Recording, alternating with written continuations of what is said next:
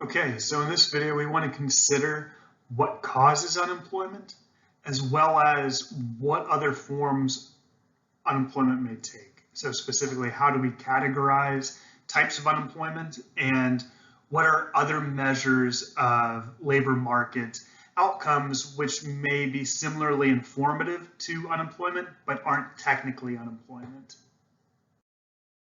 So the motivation for this video is pretty similar to that for the previous video, so I'm not going to add anything new here. So we're going to think of 4 different types of unemployment, and some of these are going to make sense. Some of them it may be easy to confuse. So when we think of cyclical unemployment, what we are really referring to is the business cycle. So in the business cycle, we may think that there's going to be natural booms and busts, that there's going to be times of expanding economies where we are growing, there may be some inflation, unemployment's going to be low, and then we're going to have a downturn like we had in 2008, like we had in 2001, be a slight recession where unemployment is going to increase and growth is going to slow down, and that there may be certain jobs which are more likely to be terminated in those cases. And so we would think of those types of jobs as being, those types of job loss as contributing to cyclical unemployment. Now, you may hear the word cyclical and think seasonal, but these are going to be 2 different types of unemployment that we're going to consider.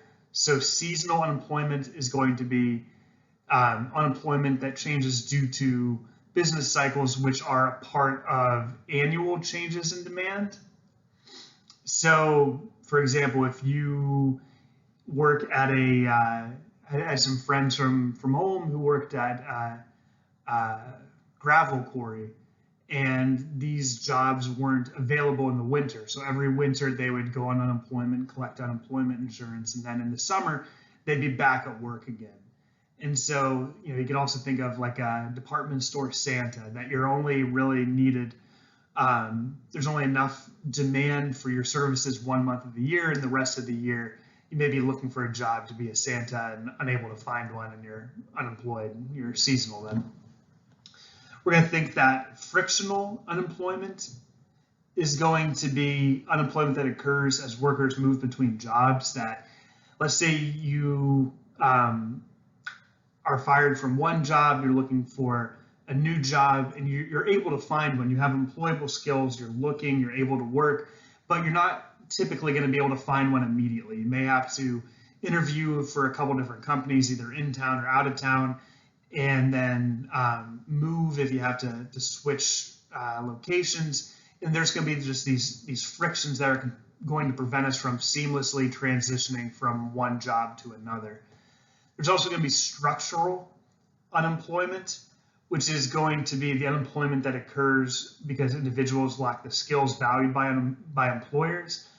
And we see this often with shifts in the needs of industries. And so that, for example, as we've seen when we discussed GDP, we talked about how the change in manufacturing has manifested over the past 30, 40 years, that value in manufacturing is increasing, but the jobs are not increasing. They've been declining since the late 70s.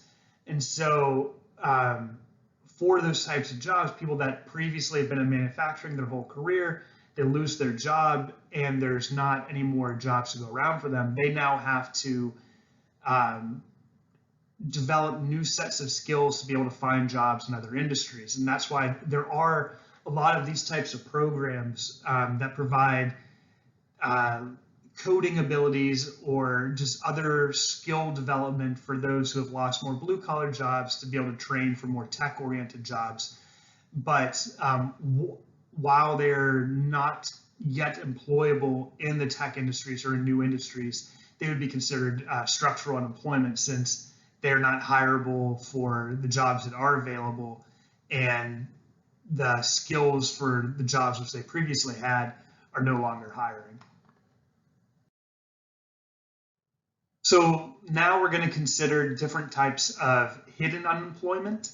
And so by this, we mean other measures of labor market outcomes, which aren't technically unemployment, which aren't measured in the unemployment statistics, but are also indicative of a suffering labor market, of an atmosphere, a climate, business climate where it's harder to get jobs. And so we would think that part-time or temporary workers who are looking for full-time or permanent work and unable to find it, and instead just have to pick up a 25-hour-a-week type job, are going to be indicative that there aren't enough full-time jobs in the economy, and that even though our unemployment rates may be low, there may be more people who would like to find full-time jobs and are able to find them. And so in addition to that, we have the underemployed. So let's say you graduate from K college with a degree in economics, and you're unable to find a business analysis type job or public policy type job, a statistics type job, which hopefully you won't be. I know the research advisees I've had in the past have been able to find jobs really well, and it's been impressive to me. But let's say you leave here with a degree in economics and now you have to go work at the Gap or go work in fast food, which as a high school graduate are appropriate jobs, but once you have a bachelor's in economics, you would clearly be underemployed. And so you are not counted in the unemployment statistics, but if we would take account of all of the people working jobs which are below their skill levels, that also indicates that the economy is not operating at full steam. And we also have discouraged workers. So we discussed this in the previous video. These are workers who have stopped looking for employment due to the lack of suitable positions available.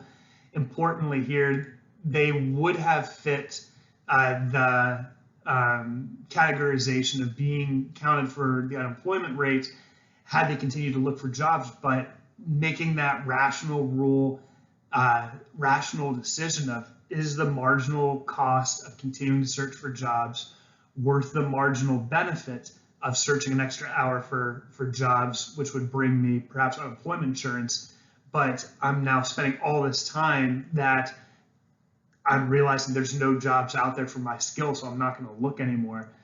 That probably is just as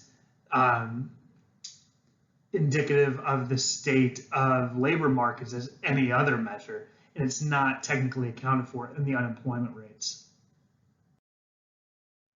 So now that we've discussed different ways of categorizing unemployment and hidden unemployment, we can now think about what causes unemployment in the short run and in the long run.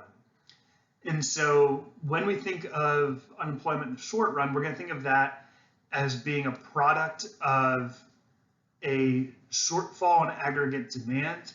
Now, we haven't really, and we may have seen this term once so far, but we haven't discussed it. So we know what demand is, right? We know it's going to be consumption. Aggregate just means for the whole economy. And so next week or the week after, this is going to start becoming a part of our everyday vocabulary.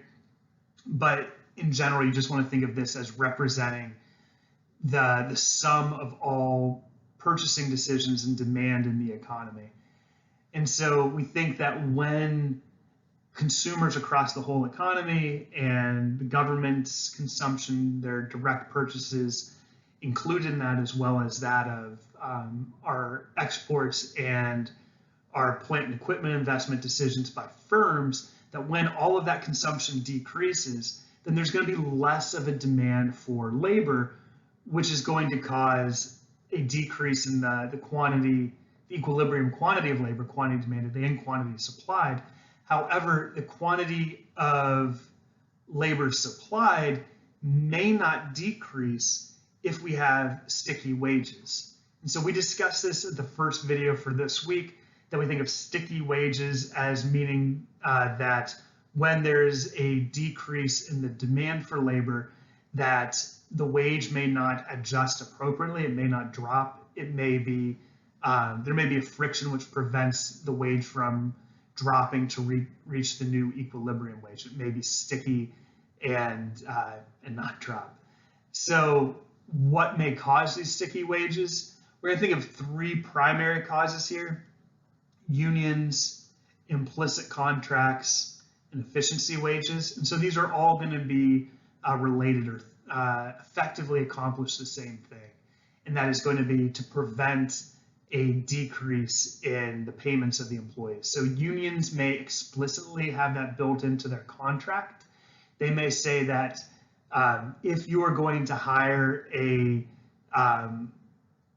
local union member to be an electrician, or if you're going to hire union electricians to do the work for your new building, then you have to pay us this amount, or all union members are going to receive a pay increase from year to year.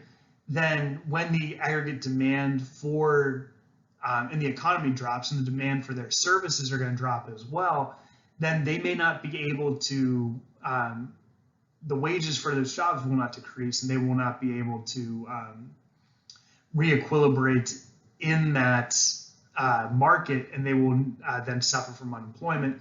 The same would happen when there are implicit contracts. So typically, we've seen union representation of employees decrease significantly over the past 60 years, but that doesn't mean that there isn't some sort of just wink, wink assumption. Wow, that was a terrible wink. Wink, wink assumption when companies are hiring employees that, look, with this job, you can expect to receive a annual pay increase of 2%, even though it's not stipulated in your contract. And if they try to decrease their salary from year to year, then they may lose their employees. And so they may have an incentive to not decrease their wages, which would then lead to sticky wages. And efficiency wages are just paying somebody more than what the market would suggest, so that you don't lose them to another possible employer. And so if there is somebody that's performing a task that you think is essentially valuable, such as somebody that you trust in your home or watching your child, it often makes sense to pay them more than what the equilibrium wage would be, because you want to let them, first of all, know that they're valued, and secondly, you don't want to lose them to a competitor. And so with that pressure that pushes above the equilibrium wage, then that also is going to be a reason why we may have sticky wages and may lead to unemployment in the short run. So while we think that variation in unemployment in the short run is determined by cyclical unemployment and perhaps seasonal unemployment, we think that long-run variation in unemployment is due to frictional and structural unemployment. That, as we saw in the previous video, unemployment rates never hit zero. In fact, they rarely drop into the 3% range. And that's going to be because in a healthy economy with free labor markets, there's always going to be some turnover. There's going to be some businesses which are thriving and some which are in a thriving industry but are maybe not able to be competitive in that industry. And it's to the benefit of consumers that the most successful, the companies which are able to be the most profitable and create the most value, are going to be the ones that survive. And oftentimes they'll end up kind of still consuming the resources of the failing companies and providing an outlet for the employees in the failing companies to join when it's clear who the good companies and bad companies are. So we're going to think that that changes over time to time, and that, as we said, there is a rate at which we never see unemployment rates drop below, because of that frictional unemployment, that at any given point in time, there's going to be people who are out of a job and looking for a job, just due to turnover in jobs, and it's not necessarily a bad thing. In fact, so we're going to refer to that as the natural rate of unemployment, that when we think of being at full employment, which is going to be one of our goals, we're not able to be at 0% unemployment. We're going to be at a rate of unemployment where there is no cyclical unemployment, where there's only going to be frictional and limited structural that's being trained to do something new. And that when one of the benefits of having frictional unemployment is that it acts as a way to, I should slow down here and say that this is beneficial to consumers in general. It's not beneficial to those looking for jobs.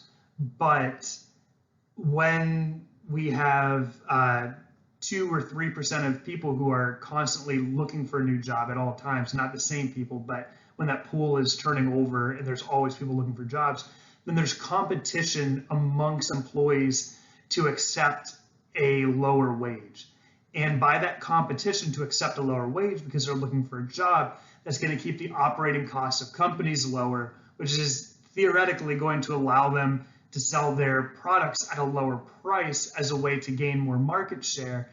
And that is going to be to the benefit of consumers because we can now buy our products at a lower price, whether that be food, whether that be clothing, or something that's maybe less necessary, like video games or something. And so there is that sense in which some unemployment is going to be beneficial to the rest of the economy. And in fact, Karl Marx, who is the founder of socialism, referred to this as the reserve army of labor, that was, or of the unemployed, that was a feature of capitalism, is that due to the higher incentives it created and the existence of unemployment, that there would always be competition for lower wages, and that is what helps create lower prices in the economy. All right, so I jumped the gun a little bit and discussed natural rate of unemployment when discussing the previous material, but just for clarity here, for a definition, natural rate of unemployment is going to be the residual rate of unemployment that exists in a healthy economy, and the rate when we're at full employment, in air quotes there. And so once again, the sources here are the success and failures of individual firms and industries, trends within the labor market, and government policies which affects labor supply and demand, where we may be creating some degree of unemployment as a way to ensure other economic outcomes, such as we discussed in the previous video, what happens in some more socialized economies, like social democratic economies in Western Europe and in Scandinavia. Okay, so what I'd like to do now is just go over this image from the book that helps make a little bit more clear how we could have unemployment or just different types of labor market outcomes based on productivity and anticipations of future productivity. So in this graph, we're going to start off at Q naught and at W naught. And so the wage there is determined by the intersection of the labor demand curve and the labor supply curve. And we're going to assume that this labor supply curve stays constant and that the labor demand curve is going to increase based on how productive those workers are becoming. That if the workers are able to increase in productivity, then they should be paid a higher wage, which is reflecting their contribution to the profitability of that company. So as we see demand increase, the demand for labor increase from D naught to D1, then we're going to see an increase from W naught to W1. And similarly, when we see an increase from D1 to D2, then we're going to see an increase from W1 to W2. And so now employers are starting to recognize that, hey, there's this growing trend of increasing productivity of our workers, we may be able to anticipate future productivity increases. And so we could, on an annual basis, increase our wage to W3, keep on increasing our wage to W4. However, that wage at W4 is only market clearing, is only in equilibrium if the productivity of labor continues to increase, and if D4 would have existed, which would have given us that equilibrium wage. However, without D4 in the picture, then we have a difference between the quantity supplied of labor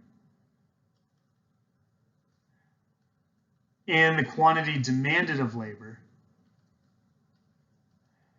So we'd have a glut of labor, we'd have a surplus of labor, we would have unemployment at that wage. And so that's part of the way in which we can derive unemployment, through really just, I guess, a prediction by companies that doesn't come true. And similarly, we can have underemployment relative to what we'd be capable of if there's an increase in demand for labor due to an increase in productivity, but wages don't increase.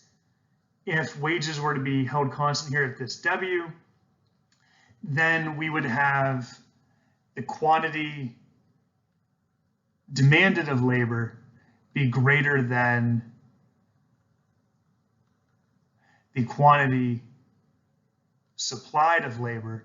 So we'd have a shortage of labor, which means that there would then be these upward forces on wages that would incentivize companies to offer more generous compensation packages for their employees, and to maybe change their recruiting strategy. And so in the 1990s, with massive increases in technological productivity due to the dot-com boom, due to advancements in personal computing, an expanding economy, we saw there be efforts from employers to recruit people who were already out of the labor force. These were stay-at-home parents. At that time, a lot of stay-at-home moms who maybe were previously employed before having children were now out of the labor market and were being recruited to enter the labor market because there was a shortage of labor at that time. So in this video now, we've discussed potential causes of unemployment, different types of unemployment, and in class, we're going to save the discussion of how we fix unemployment, what potential solutions could be, since we said in the previous video that unemployment insurance system is kind of broken. And so I want to spend time in class going over what maybe better solutions to that would be. But for now, let's move on to the last macroeconomic indicator, which is that of inflation. On second thought, we're going to put our discussion of inflation off until next week. Seeing that we're right about 135 minutes for this week, 136 minutes, we add that to being 13 or 14 minutes over so far through the first 4 weeks, and we are right at our 150-minute mark for the week. So as not to demand too much of you during what I'm sure is a busy time, we're going to pick up with our discussion of inflation next week and be back on track for covering the amount of material that we should be covering at this point in time in the term. So have a good week. Let me know if you have any questions, and we'll see you next time.